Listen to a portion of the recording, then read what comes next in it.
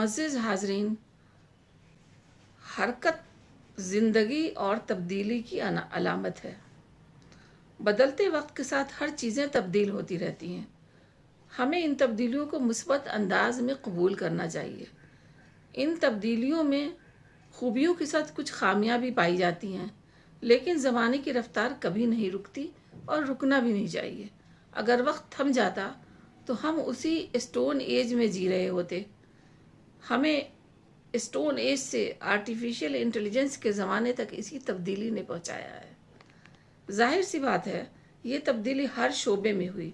तहजीब व तमद्दुन और रहन सहन, खाने पीने के तरीक़ों में भी हुई।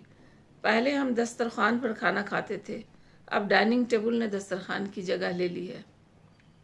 दस्तरखान भी अपनी एक तारीख़ी और रिवायती हैसियत रखता है और उससे जुड़ी बेशुमार यादें भी जहन के नहाखानों में मौजूद रहती हैं। कुछ उन्हीं यादों से पर्दा उठाती हुई ये तहरीर, जिसका उन्वान है दस्तरखान। दस्तरखान। आज मैं अलमारी में रखे वैसे उन सभी कपड़ों का मुआयना कर रही थी जिन्हें शाज़ और नादिर ही इस्तेमाल में लाने की नौबत आती है। मैं अम्मी की रिवायत को कायम रखते हुए उसे धूप लगाने के लिए बालकोनी में रखने जा रही थी तो अचानक मेरी नज़र एक सफ़ेद चौकोर कपड़े पर मरकूज़ हो गई, जिसके चारों कोने पर खूबसूरत बारीक बारीक कशीदाकारी की हुई थी और उसके दोनों कोनों के बीच चारों तरफ चॉकलेटी रंग के धागे से मंदरजा झैल शेर कढ़ा हुआ था। शुक्र कर राज़िक का, बद्दिल न हो मेहमान से, रिज़्क़ खाता है वो अपना तेरे दस्तरख्वान से। दरअसल मंदरजा वाला खाका जो मैंने खींचा है वो एक दस्तरखान का है। ये वो तारीख़ी दस्तरखान है जो मेरी नानी ने मेरी अम्मी की शादी में उनको दिया था और फिर ये तबर्रुक अम्मी ने मेरे हवाले कर दिया, जिसे आज तक मैंने संभाल कर रखा है और हत्तल इम्कान उसकी पासदारी करने की कोशिश करती रहती हूँ। उस दस्तरखान पर भी और उस दस्तरखान पर कढ़े हुए उस शेर की भी। दरअसल दस्तरखान के चारों कोने पर लिखा गया ये शेर गुज़रे ज़माने के उन लोगों के अखलास और मोहब्बत को समेटे हुए है जो हमारा अजीम विरसा रहे हैं। जी हाँ, ये वही शेर है जो उस ज़माने में बाज़ार में मिलने वाले तकरीबन हर एक दस्तरखान पर छपा हुआ रहता था। लड़कियों की शादियों में देने के लिए ख़ास तौर से हाथों से कढ़ा हुआ दस्तरखान बनाया जाता था। दरअसल उस वक्त डाइनिंग टेबल का रिवाज आम नहीं था और दस्तरखान पर ही ताम का इंतज़ाम किया जाता था।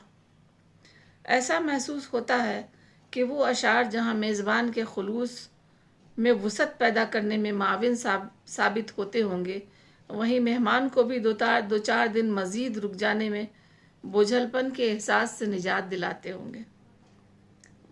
अब ज़रा हम दस्तरखान की तारीख़ पर भी एक ताराना नज़र डालें। लफ्ज़ दस्तरखान दरअसल फ़ारसी ज़बान से निकला है। ये दस्त, तर और ख्वान यानी हाथ, भीगा कपड़ा का मुरक्कब है।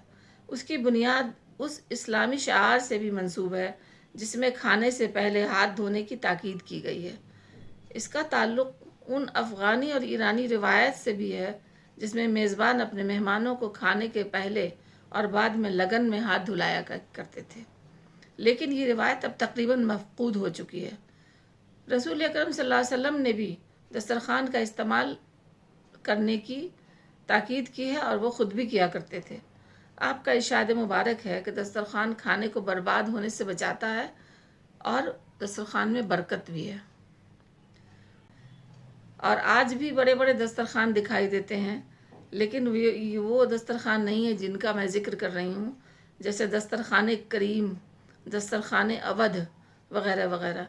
लेकिन क़ारीन, ये वो दस्तरखान नहीं है जिनका इन कालमों में तज़किरा किया जा रहा है, बल्कि ये मुग़लई खानों के रेस्तरां के नाम हैं। लेकिन दस्तरखान के नाम पर कितने भी रेस्तरां खुल जाएं, इस रवायती दस्तरखान पर देसी और मुग़लई लजीज़ खानों का लुत्फ़ ही निराला हुआ करता था। जितने लोग आ जाते उसी लिहाज से दस्तरखान को वसी से वसी तर कर दिया जाता और सब उसमें समा जाते थे।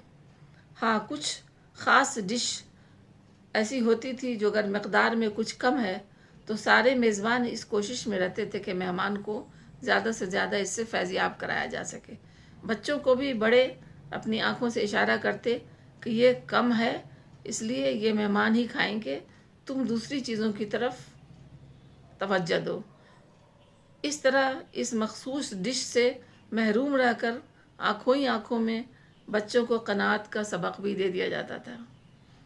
یہ ایک خوشائند بات ہے کہ آج کے دور میں عام طور پر بچے فراوانی میں پلتے ہیں، لیکن اس کا دوسرا پہلو یہ بھی ہے کہ ان کی لفظ قناعت سے کبھی ملاقات نہیں ہوتی۔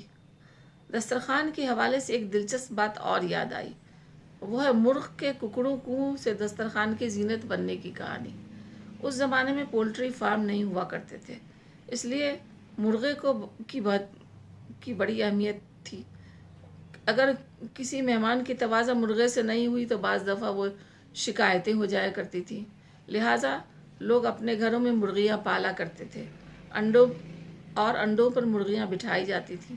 تقریباً 1 مہینے بعد جب انڈوں میں سے ننھے بچے نکلتے تو ان میں کچھ مرغیاں ہوتی، کچھ مرغے۔ مرغیوں کی جان تو انڈے دینے کی وجہ سے بخش دی جاتی، لیکن مرغے جب بڑے ہو جاتے تو مذکر ہونے کی وجہ سے برتری کا احساس ان میں بھی پیدا ہو جاتا، لہٰذا اکڑ اکڑ کر شان سے چلتے۔ لیکن ان کی عقل تب ٹھکانے آ جاتی جب گاؤں میں کوئی مہمان، خاص طور سے داماد ٹائپ کی کوئی شخصیت قدم رنجہ فرماتی، اس کی سمجھ میں آ جاتا کہ میرے دن اب پورے ہو گئے، یعنی دسترخوان کی زینت بننے کا وقت آ گیا۔ کن کن یادوں کو سمیٹوں جو ماضی کا اٹوٹ حصہ رہے ہیں، ہماری زندگی پر ایک انمٹ چھاپ انہوں نے چھوڑی ہے۔ اسی لیے شاید چچا غالب نے فرمایا ہے، یاد ماضی عذاب ہے یا رب، چھین لے مجھ سے حافظہ میرا۔ بہت بہت شکریہ۔